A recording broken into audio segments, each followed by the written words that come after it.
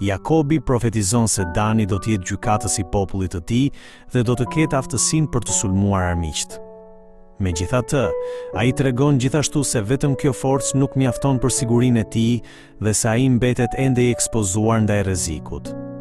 Prandaj ai rrëfen: "O Zot, unë pres shpëtimin tënd", duke kërkuar shpëtimin e Perëndisë.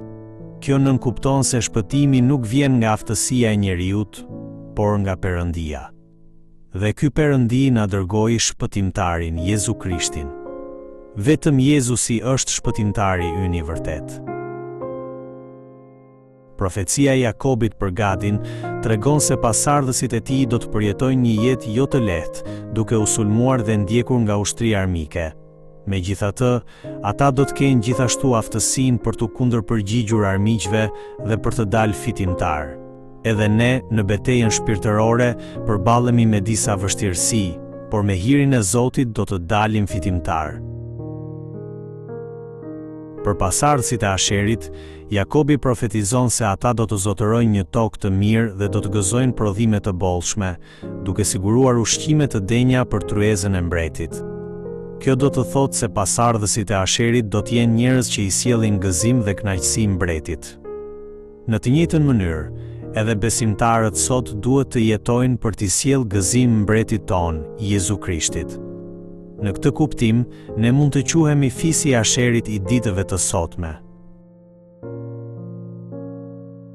Për pasardhësit e Neftalit, Jakobi profetizon se ata do të jenë si një drenush. Drenusha është një kafshë e shpejtë dhe e shkathët. Kjo nënkupton se ata do të lëvizin me shpejtësi në kohë lufte dhe do të shpallin lajme të bukura, pra lajmin e fitores. Kështu, kur i përgjigjemi pa vonesë thirrjes së Zotit, besojmë se jeta jonë do të jetë e suksesshme dhe fitimtare.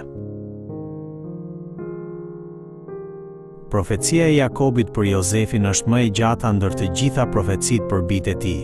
Ajo është e mbushur me bekime për shumim, mbrojtje dhe begati.